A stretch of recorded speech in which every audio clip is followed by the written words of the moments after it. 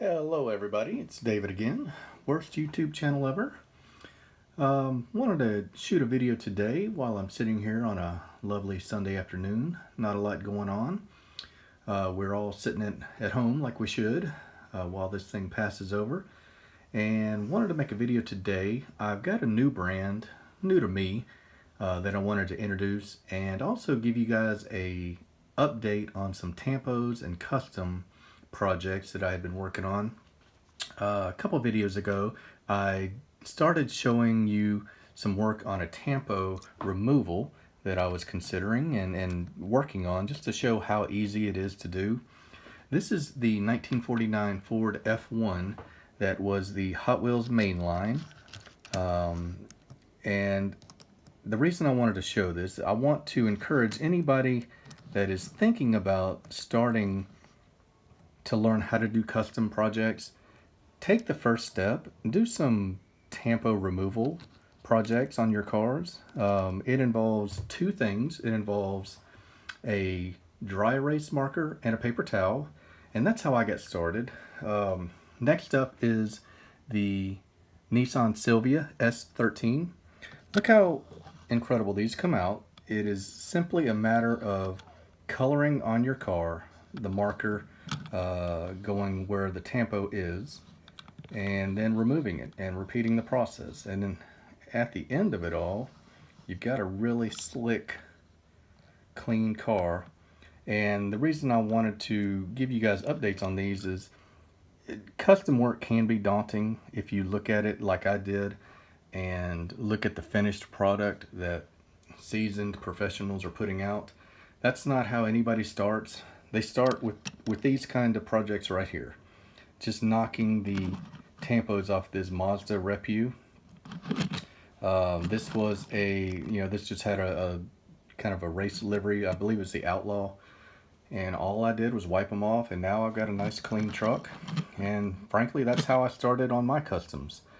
Eventually, you might want to paint the interior. You might want to do wheel swaps. That's another first step. And then you work your way up to painting and stripping the paint and repainting the body and screwing the base together. And you might wind up stopping at any certain point wherever you're comfortable with, but you might take the full process like I did. This is a full custom. This was the Hot Wheels X-Men Premium.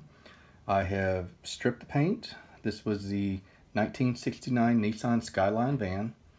I put green light wheels on it, detailed the exterior with some chrome on the mirrors and the door handles.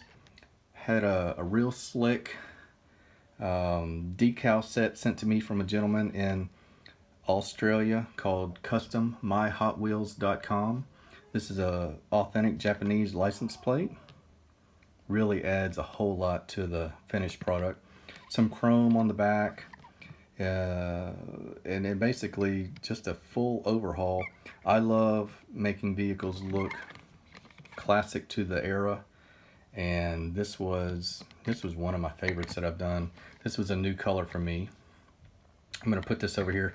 You might be wondering, Brookstone Customs is the name I've chosen in case anybody needs a custom project done. They can find me, and I go by the moniker Brookstone Customs. My first foray into decals and race liveries was this really cool, I like it, Mazda RX-7. Again, the guy from Australia sent me a decal sheet that included some Martini Racing decals, and this was the first time I've done something this in-depth decal wise, and I love how it came out. This was just the mainline Mazda RX-7 that you see on the pegs right now, and also some eBay wheels. You can see they're very loose. I got off eBay probably months ago and just didn't have any idea what car I was going to use them on. So this one came out really well. I like how that came out. Last one was just the Hot Wheels 50th anniversary, the 1960s Ford Econoline van. This one, if you remember, in the package comes with black flames on a copper color. I haven't done a total full decal on that. I like it, honestly, I like it plain. It's got a pearlized paint job so that it's got a little bit of glitter in the paint, and just a simple little work truck. So just wanted to share those with you and encourage you. If you want to get started doing customs, email me. I will help you out any way that I can. I love seeing other people's work. And that's the first step. Just get you a paper towel and a marker and knock some tampos off some of the cards that you already have. See how you like it. All right, so let's move on to the next part of this video. I want to look at a brand, and I'm just going to move this. Well, I'll just move these out of the way. I want to introduce a brand that I had sent to me from my best bud in Estonia, Christian. He picked up some cards off pegs from a grocery store, and it's called RMZ City. Let me get this where you guys can see it. Just bear with me here. So apparently these are, they're entry level diecast models. Here's what they look like. Here's the package. They are all fully licensed, which is surprising. They come from a company called Unifortune, and I looked them up. They were established in 1996, Hong Kong based, as most of them are. Interestingly enough, Herpa, the German brand that does outstanding 1/87 scale, which is the scale for train enthusiasts and model train people, Herpa uses RMZ City to do their 1/64 diecast vehicles. So these are, frankly, they're entry-level cars, and they're not much more than, the most basic diecast model out there. With that said, there's something to look at. There's a little bit of value to them. They do roll. There's no suspension. Wheels are plastic. Painted lamp details. You do get multiple colors on this Audi R8. Here's the base.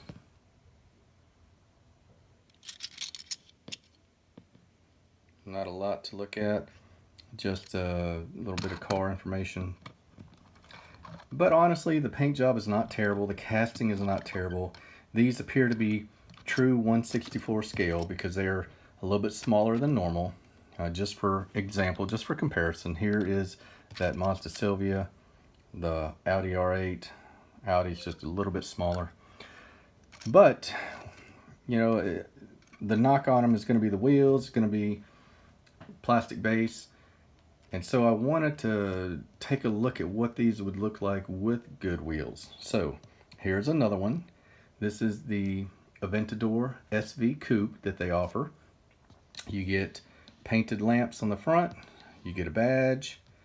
You get multiple colors on the body itself. It's a metal body. You don't get an interior. It's all black plastic.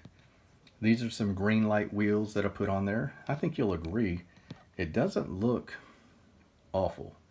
This is a pretty good looking car. This is, to be fair, this is not a bad looking car, and this is one that's got rear lamp details as well. If you wanted to, you could break it down and customize it. I don't know if I'll ever try on these because the posts are not conducive to screwing back together. So let's look at some though right out of the package.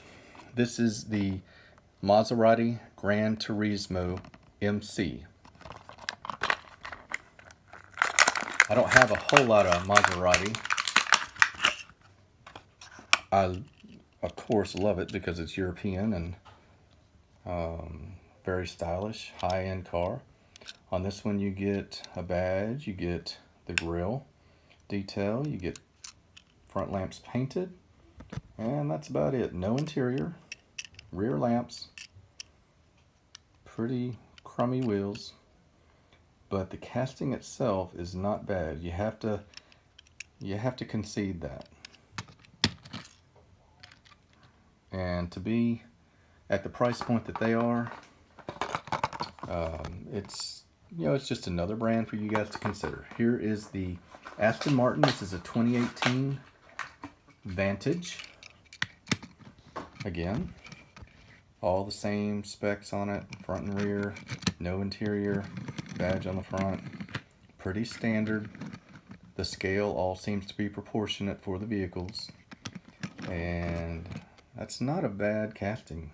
You can't say that that is garbage. So that is RMZ City. This is from their junior collection, and these are the first 4 that I've ever gotten. Special thanks to my buddy Christian who got me these from Estonia. A couple videos that we've got coming up are I've got a new batch of wellies in.